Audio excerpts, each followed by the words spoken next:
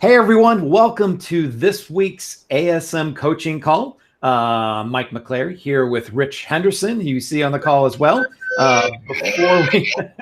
Rich is having fun with some Minion movie sound clips. Actually, we both do. They're one of our favorite things that keep us smiling and laughing all the time. But before we talk about important things like the Minions, let's find out if you guys can hear us and see us. So to let us know if we're coming in loud and clear, why don't you take a guess as to where Rich is at this week? If you can tell in the background, that's not his normal background. So just let us know where do you think Rich is actually performing this coaching call from? And we'll wait a moment here to let all of the questions start popping up for us.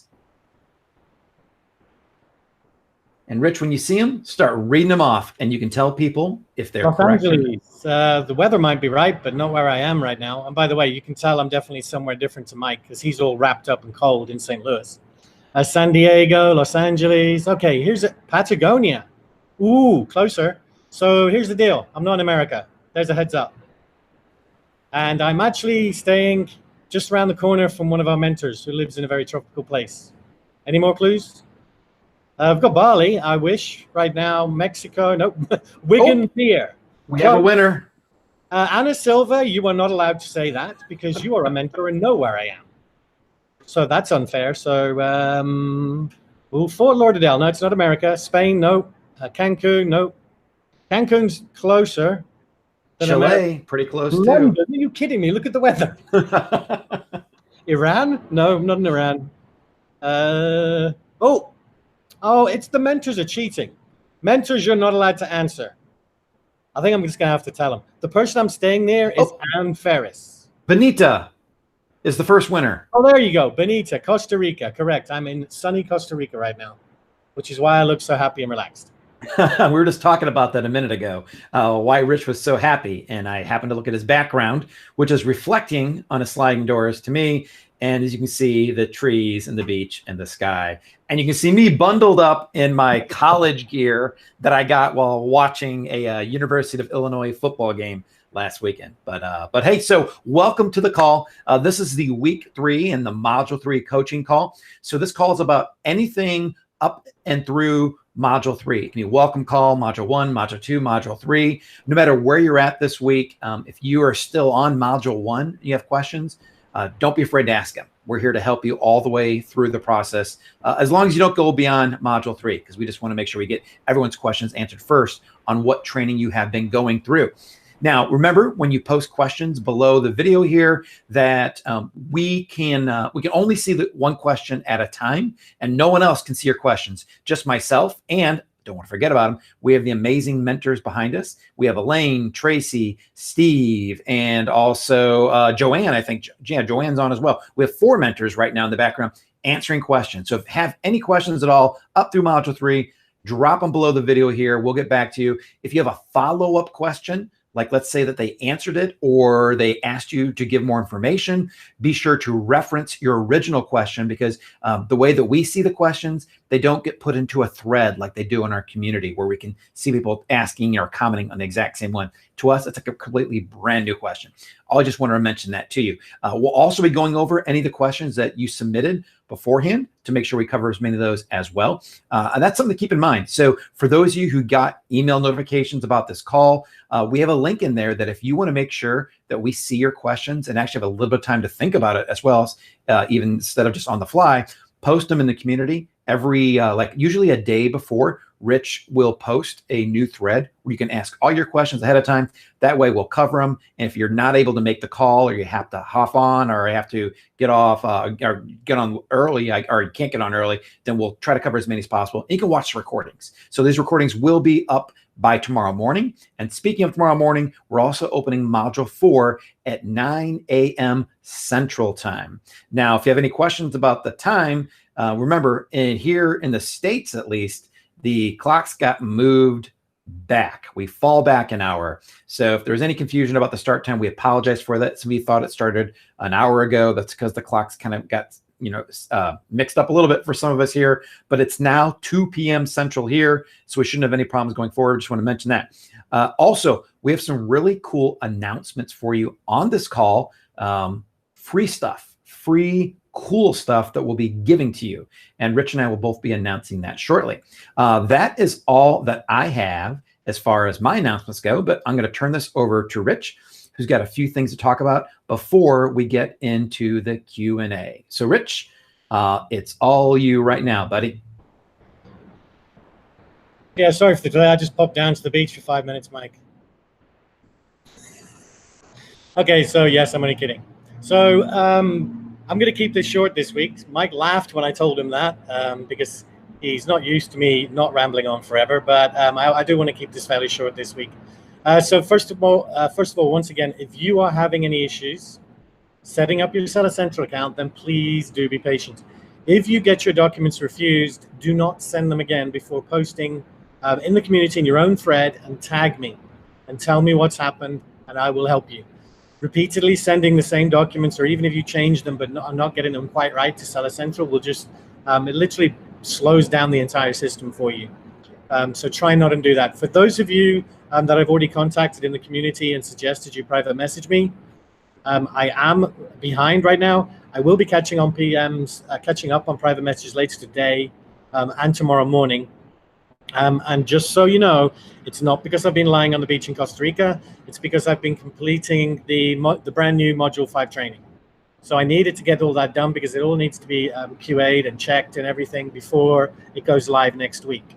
So I don't want you feeling sorry for me having to work while I'm in Costa Rica, but I am not just sitting on the beach doing nothing. I will be catching up on my private messages, and just hang in there and try and be patient. Kind of on that theme as well, it's something we have touched on before, and I do like bringing up repeatedly, and that is, we've seen a couple of posts from people saying, oh, I'm feeling left behind, I haven't found my product yet, I'm seeing everyone else like getting their products and all that kind of stuff, and it's like, it's so important. We're not just saying this for the sake of saying it. It's like, don't feel left behind. There's no such thing in ASM as being left behind. You do this business at your own pace. Just remember, everyone's in different situations. Like other people, you might have a full-time job or have 3 or 4 kids to look after every day, so you don't have a lot of free time. The other people you see moving ahead faster, they might be retired, or they might not have a job, or whatever, and they've got a lot more free time, so they can spend more time on this. So just remember that, remember everyone's got different circumstances. And if you see people moving much faster than you, don't let that discourage you. Don't be envious or anything like that. In fact, the opposite, okay? You see someone posting, hey, I found my 3 opportunities, or I found my supplier. Jump in there and congratulate them. Say, awesome job. But most importantly, say, I'm going to be there real soon. Reinforce to yourself that you are going to do this, because you can do this. Anyone can do this. Take your time, do it at your own pace, and you will get there. So, like I said, congratulate people. You will feel better doing that, and you'll also feel better like knowing that you've actually put down in writing in front of a ton of people that you are going to reach that point, and you will. So that's my little rant over. Now we are going, like Mike said, we're going to make a couple of announcements. He's going to make one as soon as I finish, but I just wanted to make one, and that is that we're going to give you, every ASM member, every ASMX member, access to all the live recordings of the Orlando SellerCon live event. Now, that event was absolutely amazing. Every SellerCon has got better and better, and Orlando, it was absolutely fantastic. The great thing for me about it was that every single one of the presenters are actually doing this business. There was no theory or anything along those lines. Everyone who taught at the SellerCon event in Orlando have a business on Amazon. So, they taught tactics, tips, strategies, all that kind of stuff. And they're absolutely phenomenal. And their presentations were absolutely phenomenal too. At this point, I would normally say something like, they were all absolutely amazing, and Mike. But I'm not going to do that this time, because I think it's unfair when I pick on him all the time. But it was absolutely amazing. But the thing is, a lot of the tactics on there are fairly advanced. So this is the reason we're holding off giving it to you till after the course is finished, because we want you concentrating on what you're doing right now. In other words, finding your product, finding your supplier, getting your product live, creating your listing, which is next week, getting all those things done so that your product's live. When your product's live, the recordings of Orlando are going to be invaluable to you. There's so much amazing information in there. And, you know, at the end of the day, we just thought it was an awesome thing to give you all. And the timing of it, as I said, is really important. If we gave it to you now, you know, you'd be off watching it, getting distracted. And, you know, we literally don't want to do that. You know, we want you to concentrate on what you're doing right now. It's so, so important. And then once the course is over, you know, you can go and look at the recording straight after the course is over, or even better, leave them, put them to one side until you've got your product up and you've done a full product launch following Mike's training. You know, and it is like, I mean, I talk about it, you know, oh, of course, Rich says it's the best live event. It's the best one I've been to. And the funny thing is, I only spoke for a short amount of time. So if I was really, you know, talking about like myself and all that kind of stuff, I would have said the Vegas event where I did a longer presentation. But Orlando for me is the best SellerCon we've had. And you're going to get amazing value out of it. I mean, at the end of the day, it's like, we'll make an announcement, we'll send you an email, but like people, you can buy these recordings now, but it's, I think we're charging $495 or $499 right now. That's $499, not $4.99. So you will get a ton of value. And lastly, regarding module 4, I kind of mentioned it there. In fact, actually, I got it totally wrong. You're going to be learning about your listing the week after. Next week, or in other words, tomorrow, you're going to be learning all about building your brand assets. And, you know, like everything else we teach you, it's incredibly important. Like, we don't just put stuff in there for the sake of having, oh, look, there's an extra module. It's incredibly important. But like everything else, and especially like what I was talking about earlier, do it at your own pace. You know, do not feel pressured into adding content every day to your brand assets. You don't have to rush into getting them done now if you're still looking for your product or your supplier. But they're the perfect things to concentrate on once you've ordered your product and you're waiting for your product to arrive at Amazon. You know, that's when you can jump and get these things done. It's stuff like creating your Facebook page, your Pinterest account, your Twitter account, a website, and all these things. You're going, oh my God, I can't do that. I can't set up a website. It's so easy. Seriously, just follow the training. It's incredibly step-by-step. We've made it as simple and straightforward as possible. You can do it, but don't rush into it. Most important thing right now is for you to concentrate on choosing your product and ordering your product. But that's all I got, Mike. See, I told you it was going to be short. That was a record. Real quick, I'm going to give a shout out to John Monster, who says he's watching this from his hospital bed in Kelowna, British Columbia. So I'm not sure exactly what's going on, but we hope you're doing well, John. Speedy recovery, and hats off to you for pushing forward and still watching your coaching and doing your training while in the hospital. We're going to use that at some point to show people that you can definitely do this business and don't let anything hold you up. But in all honesty, like, I hope you're doing better and speedy recovery for whatever you're in with right now. Now, want to mention Orlando also. There you might really see some really dirty pictures of Rich and I, if I recall correctly, at the Orlando presentation. I'm not going to say anything more about it, but just giving you kind of a heads up on that, maybe more of a warning on that. But so I want to talk a little bit about product quality, because we saw some questions in the community this week. We've seen them trickling in over the past few weeks. We saw some for this call, but one of the most important things you can do to increase the chances of your business being successful right out of the gate is to make sure that you have a quality product. I know Rich talks a lot about it in module 1, trying to find a really good product. Also, I talk about it when like evaluating your samples in module 3.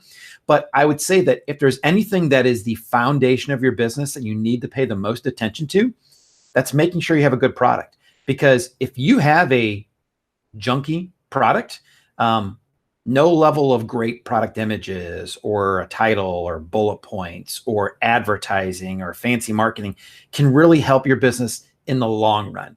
It might help you in the short run. If people don't see your product and they just kind of get wowed by its pictures and its title and some fancy, name you have for it, it might get people to buy your product. But eventually, and pretty quickly, having a product that's bad quality will result in a business that just isn't able to perform. So when you are getting your samples, and even when you're just talking with your suppliers and ask them questions, make sure they know that you want to focus on quality. I know when I was working with my supplier, a lot of times they wanted to make sure that I got the absolute best price, and I definitely want a good price, but I kept reinforcing to them that even more than price, what I was worried about, I wanted the absolute best quality product that I could find. Because in the end, people will pay for quality. They'll pay $1, $5, $10, maybe $20 more to get a really good quality product. Now, it doesn't mean you have to go out there and get the absolute best quality. We're not saying go out there and wait and tweak everything on your product and be incredibly picky to make sure that your product has absolutely zero issues. That's not it. You just want to make sure you have a quality product, that the vast majority of people who get it are going to really enjoy that product. So keep that in mind. If there's anything you can do to start your business off on the right foot, get a quality product. It's going to help so much down the road. It's going to help you get reviews where you don't have to do anything. If people get a product and they like it, they'll just give you a positive review because it works. Doesn't matter if you have a good email sequence following up on reviews. Doesn't matter if you have an insert asking them to give you an honest review. Having a quality product is the absolute best way to get product reviews and sustain sales and to help your business grow. So since we're in module 3, wanted to mention that to you. Now, Rich got the chance to tell you about the recordings for the Orlando event, which was awesome. It was an amazing event with amazing content, amazing people there. I know you couldn't be there for it. Hopefully, when we have our next live event, as many people on here will get a chance to be there and meet us and meet other members. But the training itself, the presentations that were delivered were outstanding. And giving you guys this free content we felt was the right thing to do, like Rich said. But there's something else we want to do as well. So you may be getting, we're trying not to give you guys emails right now. There's something called the Amazing Seller Pro membership. And it is, think of it as something above and beyond ASM. So it is something Amazing's been working on for a long time. And we've been tweaking the Amazing Seller Pro membership for a long time to really get the right type of training in there, because we feel like we keep getting to know our members and our sellers better and better. And I think we've really nailed it this time. So the Seller Pro, Amazing Seller Pro, I got to get the name right. Amazing Seller Pro is a site on amazing.com where you can get other training that's above and beyond what you already get inside of ASM. It's going to talk about killer sales strategies for getting more traffic and higher conversions. It's going to give you standard operating procedures. So if you want to know how to create a variation, or you want to know how to give a customer a refund, or how to comment on a review, this is all inside of Seller Pro. And it's something that we've been working on for a while. We have full-time instructors that are real sellers who have amazing businesses doing the training in there. Rich and I both have some training in there, but we've brought on other people outside of like ASM who actually sell a lot of money every single day and who want to learn how to train now. So we have other people in there who have these killer strategies. They're creating this training and putting it into the Seller Pro membership, and we'll be giving that to you so that you guys get free access to it. And you are going to get 6 months of free access. And the membership right now, the standard monthly rate is $99 a month, or $97, one of the two, I'm not quite sure. Basically $100 a month. So we're going to be giving you 6 months, which is worth $600. I like that math. And you'll be getting it for free. Now, the only stipulation is we're not giving it to you right now, because right now it's completely useless to you until you have your product found, sourced, shipped, up and selling, and launched so that it's selling like consistently. You would only be distracted with the Seller Pro membership. So we will be giving that to you at some point. It'll be after the course is over. We have not selected an exact date yet. But we do know there will be probably 2 criteria. One, you'll have to have watched all 8 modules of the course, because like I said, that's the foundation of your entire business on Amazon. And 2, we might want to make sure that you've at least ordered your product. We haven't quite talked about this yet. I'm assuming Rich and I are going to talk about it at the right time, but probably to make sure that you've at least ordered your product, and that's the right time where you can go out there and get your 6 months free, because then it's actually perfect timing. You've ordered the right product. You're probably waiting about 45 to 60 days for it to come in. You have time to go out there and check out the membership to get additional tactics above what you are already getting inside of ASM. So again, it's completely free. You get half a year for free. Don't worry about anything else. You don't need it right now. You don't want it right now because it's a distraction, but know that you have additional help above and beyond what you're getting from us, the mentors, inside the course, the live coaching calls we have. You're getting something above and beyond that's only going to help you even more later on. So we will be announcing exactly when you'll be getting that stuff. Near the end of the training, you'll get the announcement for that. We'll make sure you guys get plenty of emails on exactly how to access it. But we're just excited to tell you about that, because we love giving you guys as much training, as many tools, as much motivation as we possibly can. And this is another thing that we're going to be giving you on top of everything else. So that's all that I have for this week. So I think the next step is going to be getting into the live Q&A. So Rich, if you're ready for some Q&A, I'll turn it back over to you. Yeah, I was ready, and then I suddenly remembered I'd forgot to do that one thing I have to do every week. So I had to jump into the mentor group to go and check out the recommendations, but we'll deal with that at the end. Yeah, so just quickly, because we're in the spirit of giving today, apparently. So we did say last week that we were going to do a giveaway today, like a prize giveaway for everyone who'd got their product opportunity badge.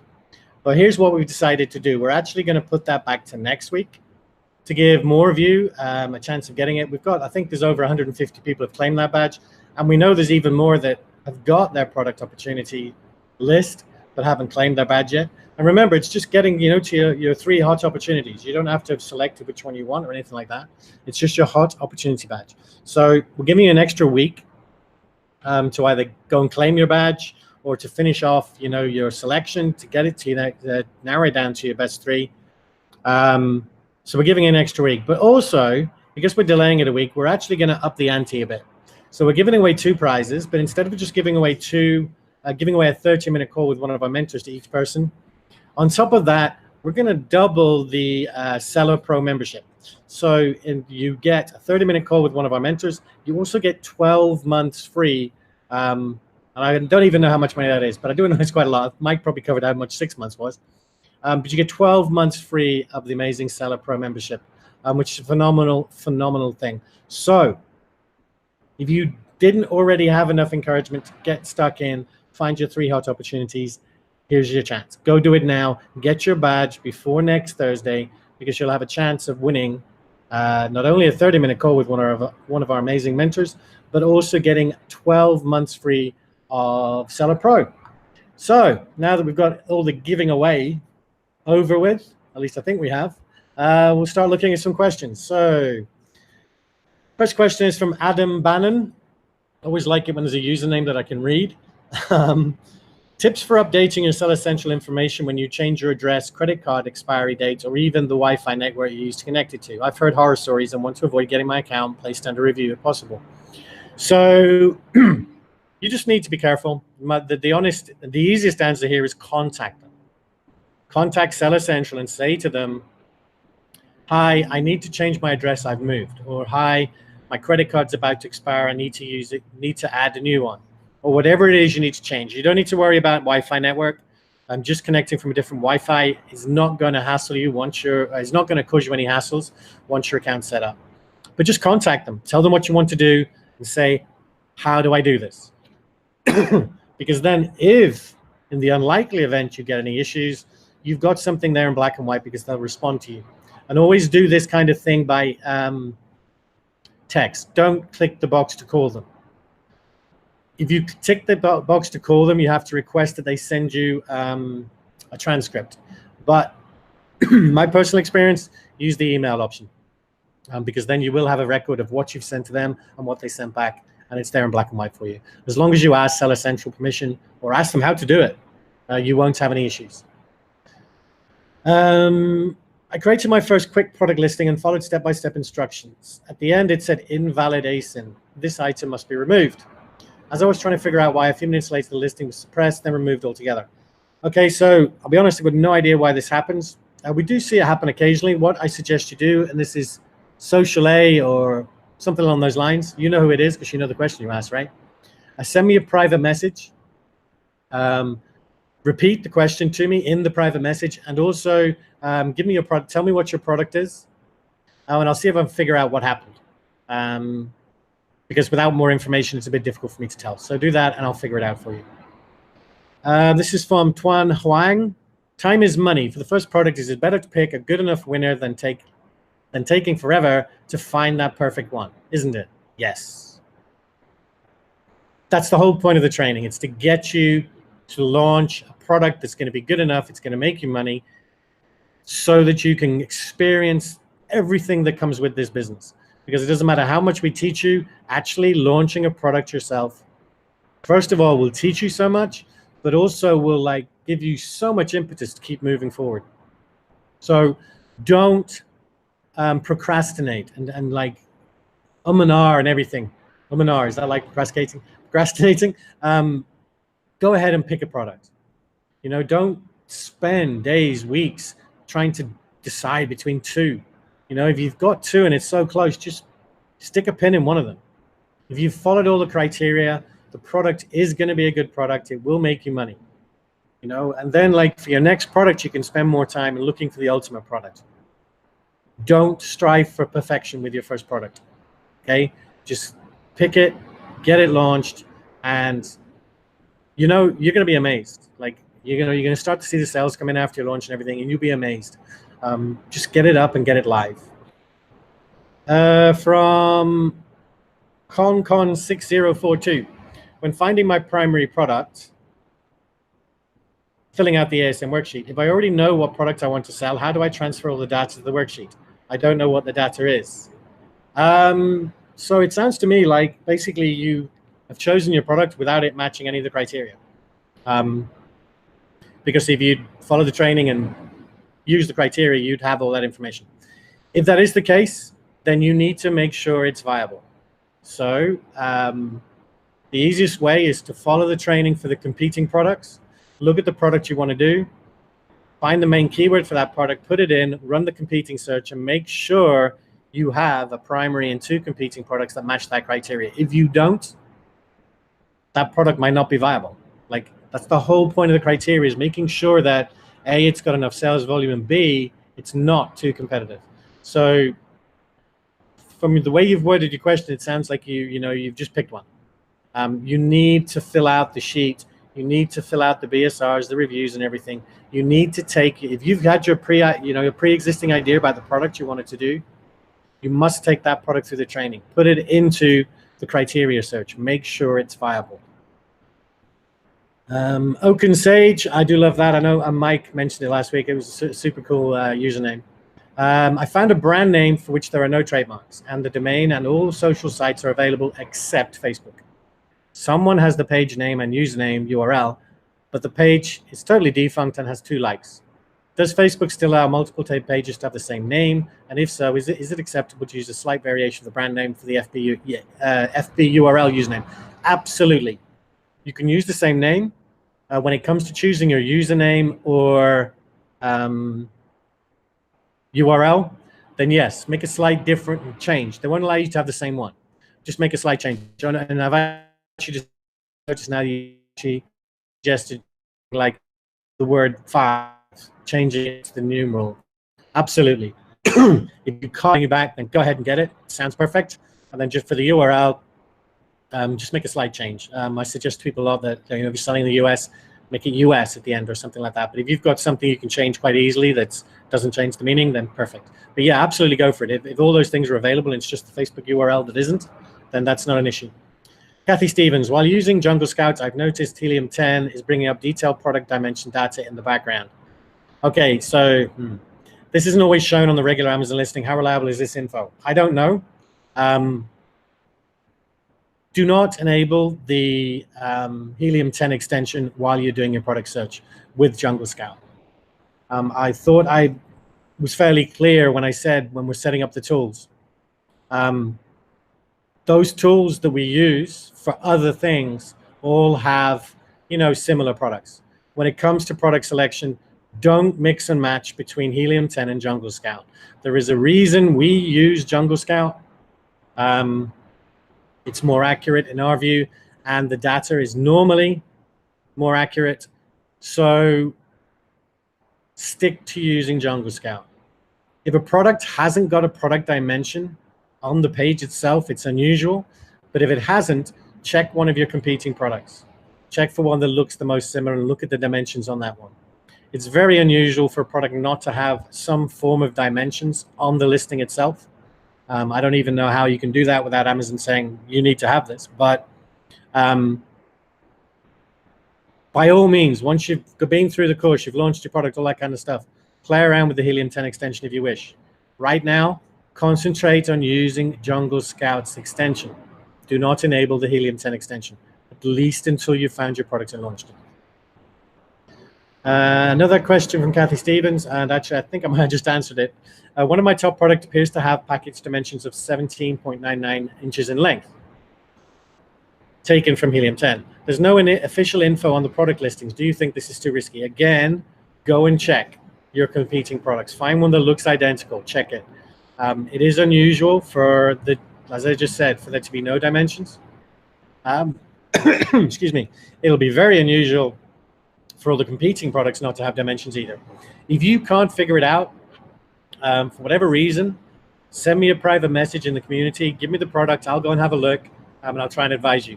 But to answer your question, if something was 18 inches long and it's not foldable or rollable or whatever, it's going to be too long.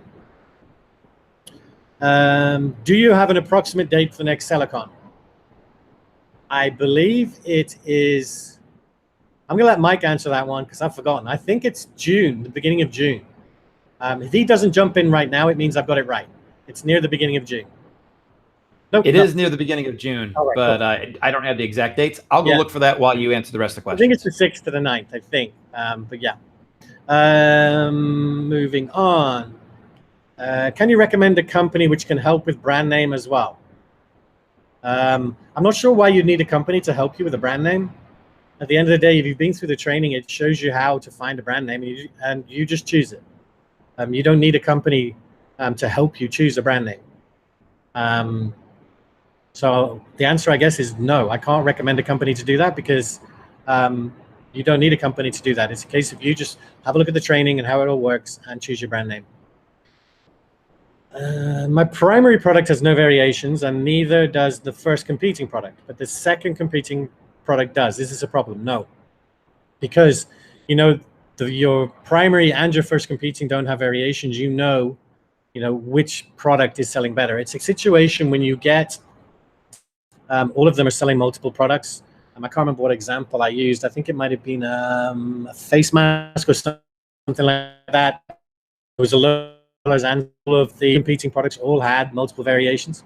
At the end of the day, if the primary and one of the competing products doesn't have variations and the second one does, and one of the others does, it's not a huge issue. Also, check to see if it's one of the categories where Jungle Scout will actually show you the difference in BSRs between the variations.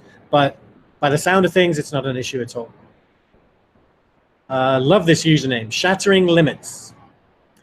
Are the brand name and your business name the same? What do you need to do in order to post videos? I didn't even realize we got to that in the course right now. So if you mean your company name by business name, then no, your company name doesn't need to be the same as the brand name. Essentially, you can have a company called Mike's Silly Products. So I'll do Mike's Silly Products, LLC. And then you can have brands under that, like Outdoor Squared, like the one I used in the training, or anything at all. You can have multiple brand names inside Amazon as well, but your brand name doesn't need to be the same as the company name. So the company name you use to have your bank account, all that kind of stuff, can be completely different from your brand name. It's not critical that they're the same. Why do we need to find multiple competing products if we are only comparing two? Well, we're actually comparing three. We're comparing the primary and the two competing products. And generally speaking, you want to look at the other competing products as a general rule of thumb for something like price. Because if you're looking at your primary and your two competing products, and they're fine, but you look at everything else is like $8.99, $9.99, nowhere near the price range, then that is something that would be a little bit more worrying. But generally speaking, we're looking for the primary product and two competing products. The other competing products, it's not specifically we're searching for other competing products too. It's just they will appear for the most part when we do our competing product search. So it's always worth looking at them, but they're not critical. And that's me. We're into Mike's questions now. I hope he's got back from his long journey trying to find out the date of the Silicon.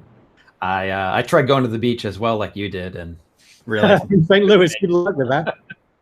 We do have a muddy river here, so I could find a beach.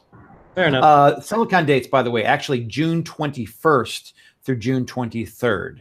So in June, but closer toward the end of June. You should have gotten an email already. If not, don't worry about it.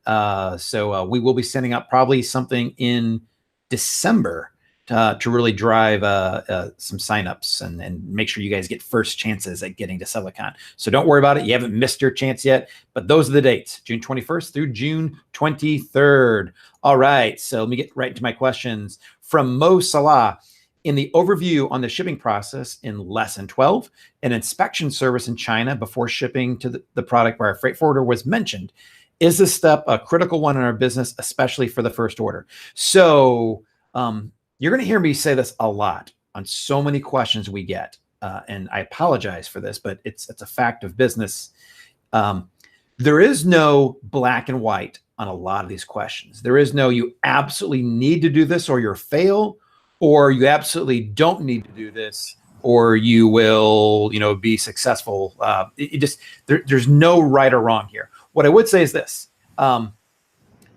we've learned over the past that if you can get an inspection done, affordably in China before your products get shipped, that is an awesome thing. It will help catch any kind of issues with your products you might have before they get here.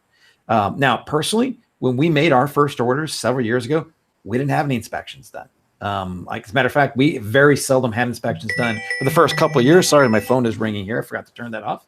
But what I realize now, that was just our situation. We didn't get inspections and we were fine, but that doesn't mean that's the right way to go, because in reality, inspections are a great thing to do. So if you can get inspections done, especially if you have the type of product that might be prone to breaking or having issues, let's say it's an electronic kind of product or runs off some kind of batteries or power, that's the kind of product that I think you really would want to have inspected to make sure you catch as many issues as possible. And having it done in China is always better, because that way you catch them before they ship them. And then your manufacturer can give you replacements right away, because once they get here, if you catch issues, once your products are where you're selling and they're thousands of miles away, it is a pain in the butt to have your manufacturer replace them, because they typically want you to send them back, which is expensive. And then they want to check them out and then send them here. So if you're going to get inspection done, try to get in China, try to do it affordably. And we know that there are companies that do it affordably out there. If you don't have a product that really has issues, don't feel bad about not getting an inspection done. It's totally fine, as well as long as you realize that it is a little bit of a risk, but hundreds if not thousands of people have ordered products and not had inspections as well. So there's no right or wrong. It's better to do it if you can afford it, but it's not absolutely necessary if it's going to slow you down or cost too much. From Zairabi, is it risky to place our first order outside of Alibaba? I found my product, however, none of the suppliers are on Alibaba. And one is an international version of Alibaba. And do you know anything about this version of Alibaba called Alibaba China Station or something? So is it risky? There's more risk. I mean, Alibaba is probably the most trusted international sourcing platform. So I would definitely try to get it there. If you aren't finding anyone on Alibaba sourcing it, that's a red flag to me, because it means there's a reason. Maybe it's a patented product and no one in Alibaba is going to sell it because they don't own the patent rights to it. I would, if you found a place outside of Alibaba, I would try to get a feel from them, like wherever this company is you're using, why are you not on Alibaba? Have you ever been on Alibaba? And see what they say. I'd be very interested to see that. So for me, I would definitely choose to go through Alibaba if I'm ordering a product from China. It does seem a little bit risky, but you can feel free to feel them out and see exactly why they might not be on Alibaba. From Matthew Turvey, I've contacted 5 suppliers about one single product opportunity. They've all responded with an answer similar to, this product design belongs to another customer.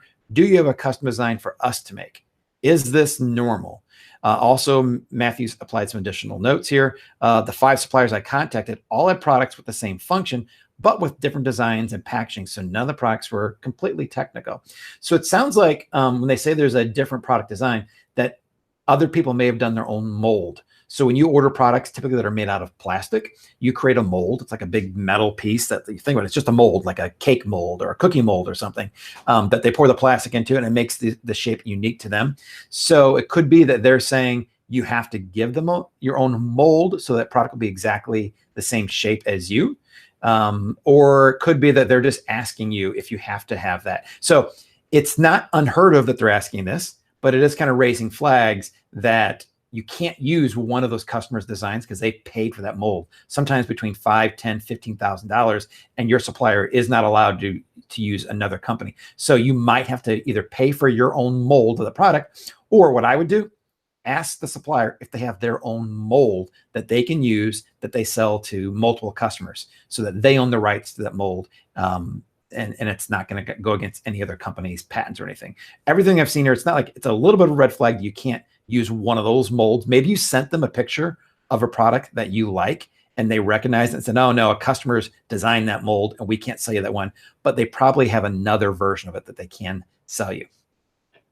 From Deepak Sosidia, I found the product and I've contacted many suppliers and I've ordered 3 samples from the 3 top suppliers. The price range on these range from $8 to $13 for the cost. And this is because there are some changes in the designs of these 3 products. Accordingly, the price of the product on Amazon is anywhere from $25 to $35.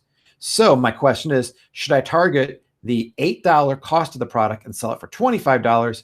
Or should I target the $13 cost and sell it for $35? And in both cases, I'm still getting a 25% margin.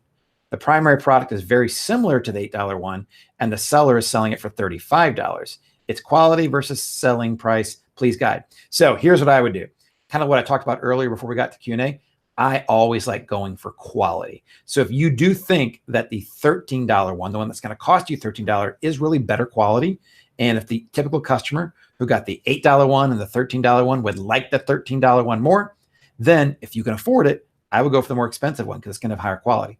Secondly, even though your profit margin percentage-wise is the same, 25%, dollar-wise, it's bigger. So, a $25 selling price for an $8 cost is, a certain dollar range, and there's 25% profit. You already worked it out. But a $35 amount of $13 cost is 25%. But there's a bigger dollar range, like the actual dollar amount is bigger, even though the percentage is the same. And the reason that's important because that gives you more advertising money. So my point is, if you are financially capable of ordering the more expensive product, you're going to be able to do better advertising. That's why it's easier to advertise for more expensive products, because even though the percentage of profits may be the same, the actual dollar amount that you're making is bigger, so you have more advertising money to spend on it. So my gut, not knowing your financial situation, go for the $13 one and try to sell it for $35. All right, from AC Ducey, love that name as well. Now that we're at the stage of contacting suppliers, I've read in the community forum here that some people are having a bad experience with certain suppliers. Would it be possible for ASM to provide a list of so-called dubious suppliers that we could email out to all the ASM members so that we'd all know who the bad suppliers were and you wouldn't have to mention any products at all? Totally get it. That would be I can see where that would be helpful, but there's reasons we can't do that, because what happens then is that we are filtering out suppliers based upon maybe even one member's bad experience. So let's say that I happen to have a bad experience with a supplier, but what if it was my fault? What if I gave them the wrong information and there was a miscommunication just because of language and I felt like I got screwed? But in reality, it was my fault. Well, if I then called up Rich and said, hey, this guy totally jacked me around and messed up my order, I want you to ban them from all ASM members. That wouldn't be fair, because we don't know if it was my fault or their fault. So, and we can't put ourselves in the point of going out there and evaluating every single supplier on Alibaba to tell you, whether or not they're dubious or not. The best thing we can do is to guide you and tell you, look for the gold level suppliers, look for their reviews, look for how many years they've been gold level.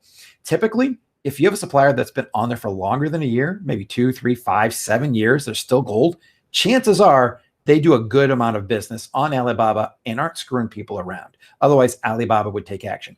That doesn't mean you won't ever find someone who's a dubious supplier that way. It just means that it really limits the chances of that happening. And then also use trade assurance. That covers you in any situation, because Alibaba is going to back you up financially, and they're going to look at the facts about what you agreed to, what your supplier agreed to, and did they actually deliver on what they agreed to. So I love the idea. But I hope you understand, like as a business, there's a reason that we can't do that, because we can't go out there and just ban people without really knowing all the details of what went on in the transaction. From Paul Rutig, one of my suppliers offers a shipping fee of $32.86 to the US by Express FedEx. Do you think this is a viable way to get my product to the US? Absolutely.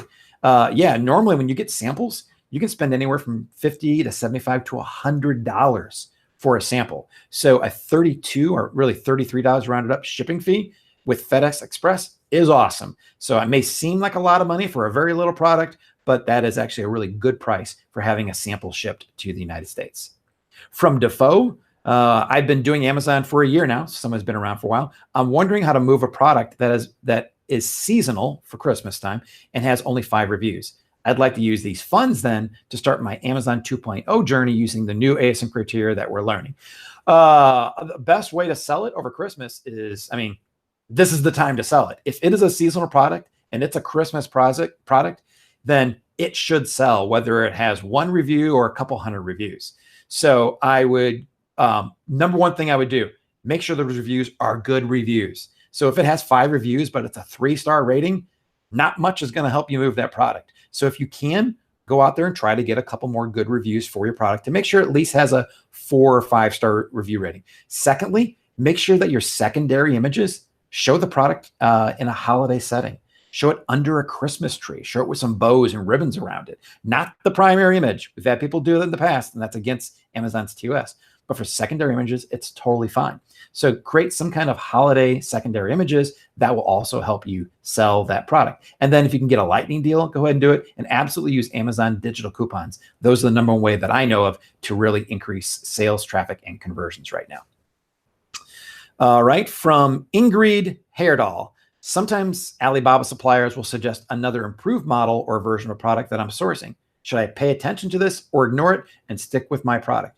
I would definitely pay attention to it. If they know that there's a newer version that they now have available to them and it's better than the one before, that product, even though it's probably a little more expensive, should be easier to sell, because whatever's improved upon it, you can call out against the older version of this. This product is bigger than before. It's brighter than before. This product lasts longer than before. So definitely pay attention to it. As long as it's still the same type of product, it's not completely different than the one you're basing your product, your hot product opportunities off of. There's nothing wrong with getting an improved version. It's actually a really good idea if you can, as long as you can afford it and it kind of matches all the other criteria. From Zinabadaba, love saying that. Probably destroyed it. Sorry, but just love saying it. Zinabadaba. Going to say it again. I'm currently sending emails to our suppliers, and I'm going to exclude 1 product just because the 2 suppliers have not replied, and the only one who did reply speaks bad English. Am I wrong in doing this? So he's got 3 product opportunities. He's reaching out to suppliers, and for one of those products, no one's responding, and the only one who did really speaks bad English. Am I wrong to do this, or should I wait until they reply and complete my workbook and then choose from the 3? So here's what I would do. If you've already sent an email out to them, just send 1 more email. Just follow up with them 1 more time, and then close the book on it, or send an email to another supplier. Personally, I would not exclude a product if it meets all the criteria and you think it might be a viable one, just because the 3 suppliers you chose aren't doing well communication wise. Instead, I would give them another chance, or potentially go out there and just first try a couple other suppliers and see if you can get someone to communicate, because really the product doesn't seem to be the issue. It seems to be the suppliers. So try to find some other suppliers. If you're finding that product wise, every company that makes this product just doesn't like to communicate, then I would go out there and exclude it. But give it another shot with some different suppliers is what I would do. From Rude Jongen, I'm searching for products in the electronics category. Do I need to take into account the technical aspects of competing products to make it a competing product, or just the basic function of the device? And I noticed that when I change the keywords to search for products slightly, I get completely different results. And sometimes this makes a product that first fell into the criteria fall out of the criteria. Any tips on how to deal with this? So 2 things. First off, electronic products have lots of features. So the one thing I would say is, your product does not have to have every single exact same feature as something else. It has to have the core functionality and enough of the features to be considered by the average person the same type of product. So for example, I'm wearing my lovely earbuds that Rich makes fun of all the time. These are technically headphones. So I would compare these to other earbuds, maybe the Apple iPods or AirPods or whatever they call them, and other similar wireless Bluetooth earbuds. I would consider this the same thing. Now, these are Google earbuds, and they have Pixel buds, and they have Google Assistant functionality, but there are other ones that don't have that. I'd still consider the same thing. I would compete this against other Bluetooth wireless earbuds that are out there. So they don't have to have all the same things, but they're enough to be similar. However, if I had the great big over-the-ear headphones, then I wouldn't consider them to be the same product. That would be a different one because it's a lot different. So it's always these varying shades of how different it is. So every single technical aspect, no, doesn't make it a different product, but enough of it for the average person to say, I want over-the-ear headphones or I want in-the-ear Bluetooth headphones, then you do need to consider the same thing, but not every single little detail. And to the other question about when you change keywords, that happens all the time. It's because products rank differently for different keywords, and it can be the exact same type of product. You could have two products that are exactly the same, just different, brand name, private label like we're doing, but they rank differently. It doesn't make the products different. It's just they're ranking differently for keywords because they're focusing on different keywords. They may be advertising for different keywords, which is moving them up in rank for different keywords. And then some products just do well for certain keywords and do really bad for other ones. So that is going to happen. So what do you do, though? That's a real question, right? Try to find the most relevant keyword. Rich and I had a great conversation earlier this week. We're talking about keyword optimization and, really what is the primary keyword you want to put in your title? And this was beautiful. I got to give props to Rich for this. I kept saying, do you want to go for the most competitive keyword, the second most competitive, the third most? And what Rich said was this: use the most relevant keyword. So if you're a buyer and you're looking for a product, what is the most relevant keyword that comes to mind when looking for that product? So the same thing that holds true for using your title holds true when trying to do your search for your top 3 product opportunities. So even though you can go out there and search different keywords out there, just focus on the one that you feel is the most relevant and stick with that. All righty, from Mail to Kava. How do I check and validate the samples if I'm living outside the US? What are the options available to check samples before going ahead and ordering? Well, first off, if you're ordering samples, they don't have to be shipped to the US. They can be shipped anywhere you are. So whoever the suppliers are you're talking to, have them ship the samples to you. That should make it really simple. You don't got to have them shipped to wherever you're selling these, but you do want to see them. If you can't have them shipped to you for some reason, there are some times where something from China can't go to certain countries, then see if you do have someone living in a country that they can ship from that you can get them to. And that you trust and that they will check them out. That's the best thing. And then as a third option, if it's possible, you could ask your suppliers if they're currently supplying this product on Amazon for anyone. It's kind of a shady thing to do because suppliers shouldn't be too open about what private label products they're supplying to, but they can do that and they will do sometimes. And the reason for that is if you can order off of Amazon, you might be able to order the exact same product that they're actually the supplier from and get it shipped to you that way and check it out that way. That's kind of a third option, but it requires the supplier to tell you which products they actually make and sell on Amazon, and you still have to be able to order it from Amazon. So those are your 3 options there. I got a couple other ones in the live chat that I want to cover quickly. Mike, what are your thoughts on trying to get up and selling in time for Black Friday or Christmas? If this is unrealistic, it's totally cool. Yeah, it's really going to be hard. It's going to be impossible for anyone who's just starting, just looking for a product right now to get up and selling that quickly. It is technically possible if you found a US-based supplier with inventory ready to go that they could stamp with your logo tomorrow and get it shipped in. You could do that, but reality, that's like a quick hitter. That's not going to build you a real brand or a product or a business. So best thing to do is focus on what can you source right now to be the best product, have the best chances of results, and build your business profitably in 2019 and early 2019. I want to see as many people on these calls as possible order their products before Christmas so that their suppliers can have them made and shipped out, hopefully before Chinese New Year, as a matter of fact, in mid to late January, early February, whenever that's going to be this year. So yeah, don't stress about about Christmas or Black Friday this time. Here's one, Rich. I know I have your name by it, but I'm going to take it. So from Team Magical Stuff, and they have one for you also, Rich, in our live chat area. I apologize if I missed this in the first 2 modules or first half of module 3, but what should we be considering in terms of differentiating our product? Are there criteria for that, like color, or if it's a kit, how many things come in it, etc., the type of case. Or for our first product, are we simply focusing on putting something out there that is as identical as possible to the primary product we found? I'm guessing if we're going to differentiate it at all, our quoted supplier prices may not be accurate. This is something we call product tuning, and we do talk about this in module 2.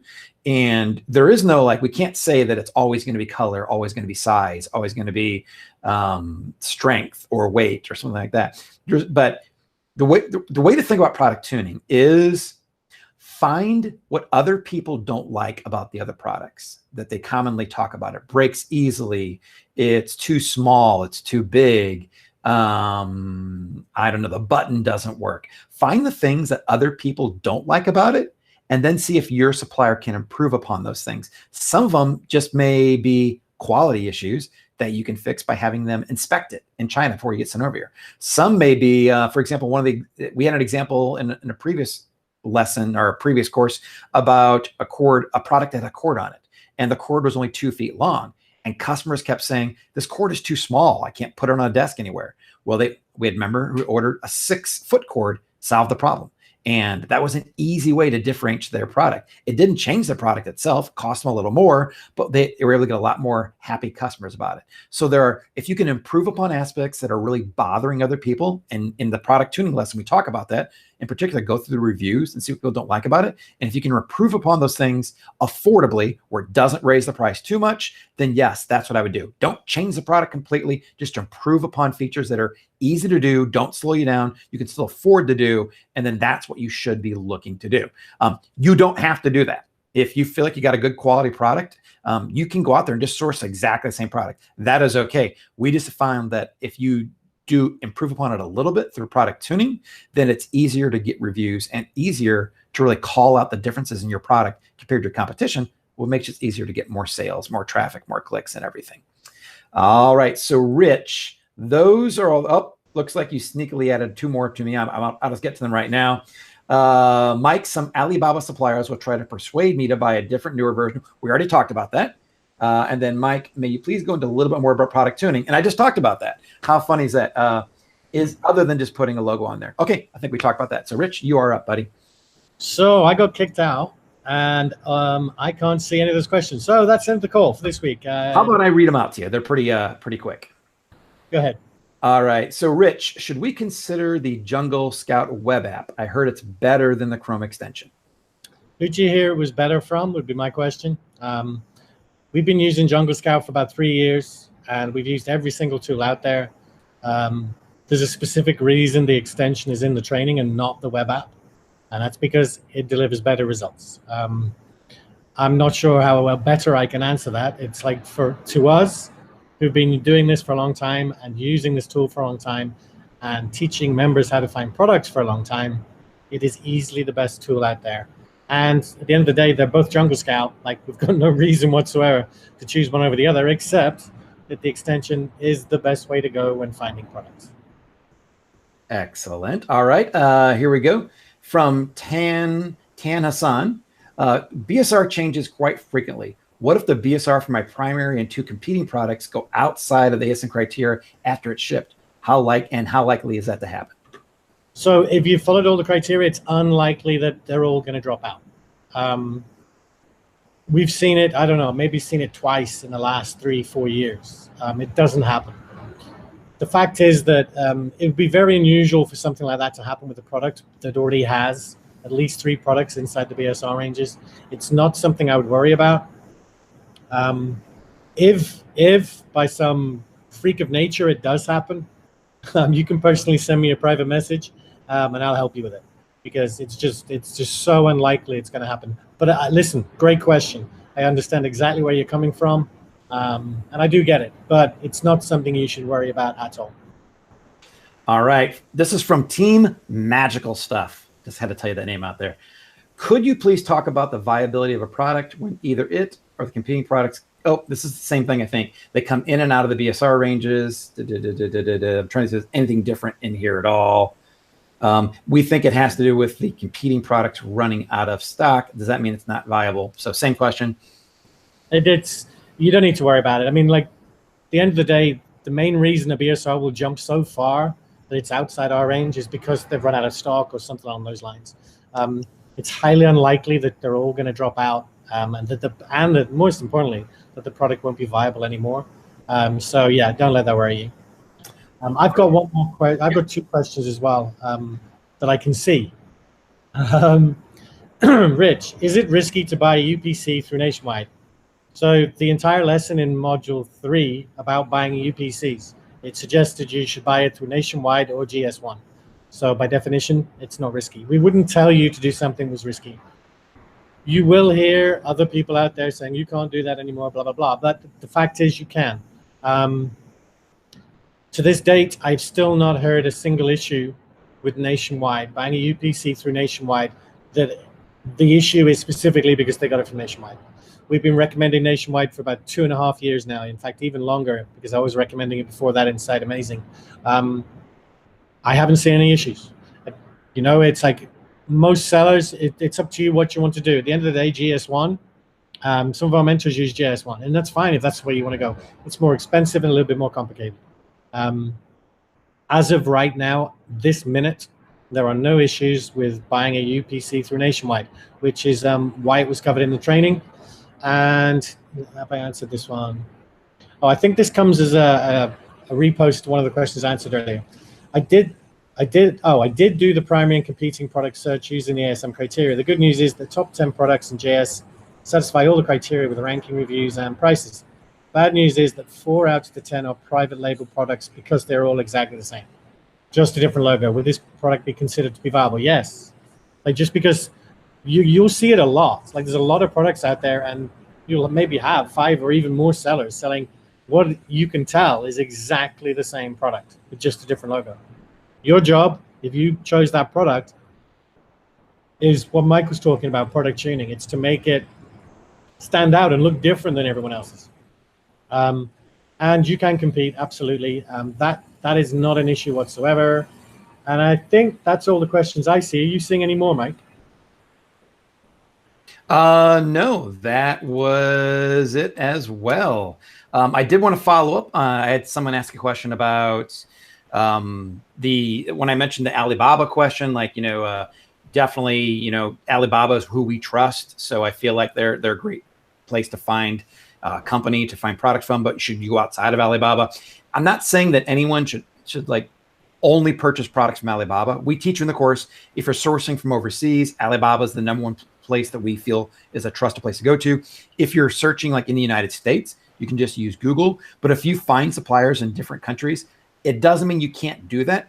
We're just telling you what we feel the most comfortable for your first product, for your safest way to find a great product that meets the criteria, that has good quality, good prices.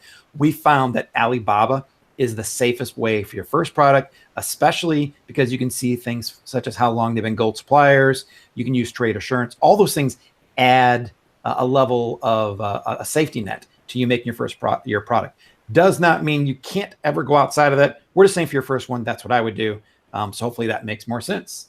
Now, question I just saw pop up, oddly enough. Mike, can Freightos send my inventory to Amazon? So this is a trick question because Freightos is not a freight forwarder. They are a website that shows you hundreds, if not thousands, of freight forwarders. So the answer is really, the question would be, can I find a freight forwarder on Freightos that will be able to send my product all the way to Amazon? And the answer is yes, you can. You can find a freight forwarder who will get your product all the way to Amazon. And that's why we recommend them. I also recommend using the freight forwarders we have inside the private resource vault. We don't get paid anything for recommending these freight forwarders we use. We just put them out there because lots of us use them and we know they're really good. So look in the private resource vault, feel free to get a quote. But if you find a freight forwarder using Freightos and you want to have them send the products all the way to Amazon, that is not a problem. The problem that we always have, or we seem to run into, is that if you're just relying upon your supplier to do that, you can run into issues. Doesn't mean it doesn't work. We know lots of people. I know mentors who do use their suppliers now, get their products to Amazon. That is something you can do later on. You just want to make sure your first order. Again, so many things that we tell you are not black and white where you can or can't do this forever. We're telling you that for now, this is the safest way to do it. So using a freight forwarder is the best way if you're going to ship a product all the way to Amazon. And yes, a freight forwarder on Freightos can do that for you. And that's all that I have. But Rich, I believe you have one. I've got a couple actually. Someone just asked if we've got training on helium-10 later in the course. Yeah, of course we have. But we only give you training for helium-10 for the stuff we recommend you use helium-10 for. So for instance, the training I was talking about I was completing this week is for creating a listing, and we use helium-10 for that. Then Mike is going to be using helium-10 quite a lot in modules 6 and 7 to do with keyword research. Everything you need to succeed in this business is inside ASM. There's no need to go anywhere else to get any other training, even if it's other tools right now. Stick to what we're teaching you, and we'll cover everything you need. At the end of the day, that's why you made the investment in yourself and in us. We've got you covered when it comes to training. Don't worry about that. And got one more question. Can you hear me over the lawnmower? Yeah, we sure can. You're coming in loud and clear. I got another question. When using Jungle Scout to filter out products, what average monthly sales number is considered to be healthy? For example, less than 200 should mean would mean quite profitable. Greater than 200 would be a good start. I just used 200 as an example. So we use it when we narrow down our list. I prefer to look at revenue rather than number of sales, but you can do it either way. At the end of the day, look at the numbers. The criteria is specifically set up so that the numbers that you will see are going to be good enough for your first product to launch. What we use sales and revenue more for is comparing products. So if product A has, I don't know, 200 sales and makes 10,000 a month, and product B has 400 sales and makes 20,000 a month, and that's the one we choose when comparing those, if we were just comparing on revenue. So don't worry too much about that. Don't get hung up on it. It's more about when you're comparing products. I think that's the last one I've got. Do you want me to do my one thing, seeing as I snuck off and actually researched it? Let me answer. I have one more question, one more clarification. This is why I love our mentors so much, because they're not afraid to call us out on things and make sure we say the right things on these calls. Tracy just wanted to point out that for the Freightos question and using a freight forwarder, you can use them, but her point's great. Make sure that they know exactly all the requirements for shipping products to Amazon. That is critical. So most freight forwarders will. So if you're getting a quote on Freightos, I would actually reach out to the freight forwarder and say, hey, two things. One, have you shipped products straight to Amazon for other companies before? And are you completely aware of all of their requirements as far as shipping and making appointments? And hopefully they'll come back and say yes and yes. But yeah, good point, Tracy. Thank you for pointing that out. So what you're saying there, Mike, as in one of our wonderful mentors pointed out that you got something wrong. I just want to say one thing, and I hope this works. Busted. It worked perfectly. One of the mentors pointed that out earlier. I was like, I wonder how I'm going to be able to use that one. And there you go. So my one job, where did I put them? I talk about it and I've lost, there they are. So the community helpers, by now you should already know what this is. We single out people that have been extra helpful in the community and they get a community helper badge, and one person every week gets the community helper of the week, and they get a complimentary 30-minute call with one of our amazing ASM mentors. So this week, the 5 runners-up, and I've seen one of these names before, maybe even 2 of them before, so it shows how well you're doing, and if you've been on this list before, there's a good chance you might win next week, just saying. But keep it up. Like, don't just stop doing it and think you're going to win. But the runners-up are Brendan 5. I'm sure the mentors picked these because I can't read them. I'm going to go for Mitz Lavista. I'm sure you know who that is. Uh-oh. The hardest thing about this, Mike, is figuring out if it's 2 separate names, like which is the first name, which is the last name. Okay, M. Losakofeliou. I probably butchered that completely. Next one I can do really simple because it's also the same name as the footballer. Mo Salah. Yeah, definitely seen you around. I noticed you last week. Better luck next week, maybe. Keep answering questions and helping out. Who knows? And Pokimura. That was a new one to me. All 5 of you doing an awesome job. You're all gonna get community helper badges.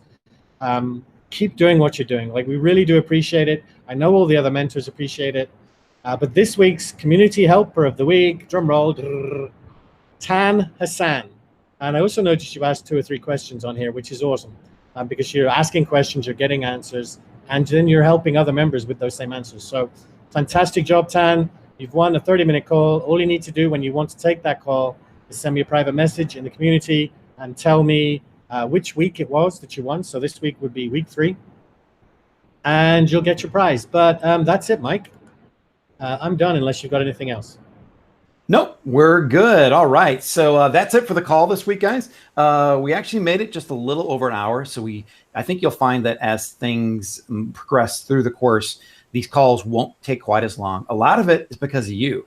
You guys are following the training. You're moving further along. Everyone's in different spots, but you're also helping other people in the course. We've already seen people in this class helping other people along the way. So definitely keep that up. It helps everyone, kind of like we always say, a big rising wave in the ocean will lift all the ships that are on top of it. And you guys are perfect examples of that. So keep it up. You guys are doing awesome. Now, remember, tomorrow morning at 9 a.m. Central Time, Module 4 opens up. And lots of great training inside of there.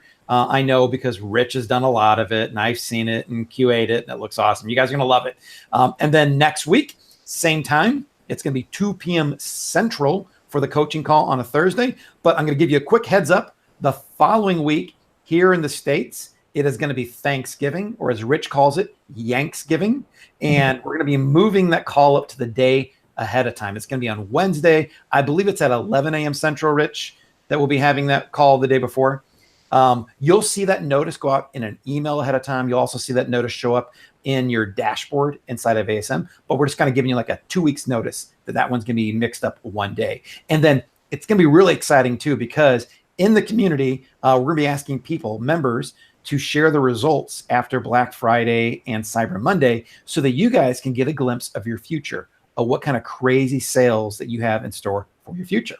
But I just want to thank Caleb in the background. He's always doing an awesome job keeping Rich and I in line, taking care of the audio and the visual. I want to thank our tremendous mentors. I'm going to mix Joanne, Steve, Tracy, and Elaine for always being on these calls. It's late somewhere. I know Elaine especially, and Steve, they're in Europe, and it's much later over there than it is for us. So thank you guys for staying around always for us. Thanks to all the mentors on here. Thanks to James. I'm going to give him a shout out as well, who helps us organize all the questions. He does an amazing job of that. And then with that, I'm going to let Rich close out the call. Yeah, so because we always get criticized for just saying ditto, I just want to 10x everything Mike said about the mentors, because what he said wasn't enough. Multiply by 10, we're getting close, but not quite there. Quick correction, I do not call it Yanksgiving. I call it Black Friday week, because that's what's important to me. Like, I don't do Thanksgiving, especially now that I'm in Costa Rica. So, and lastly, yeah, I just wanted to say goodbye to everyone. Oh, one quick thing. We are sorry. If you can hear me over the lawnmower. There was an error with the calendar. It is being fixed. It did show the wrong time. It's because the clocks went back on Sunday, and so it messed up whatever the internal software is with the calendar. But that is being fixed, and all the times will go back to being correct.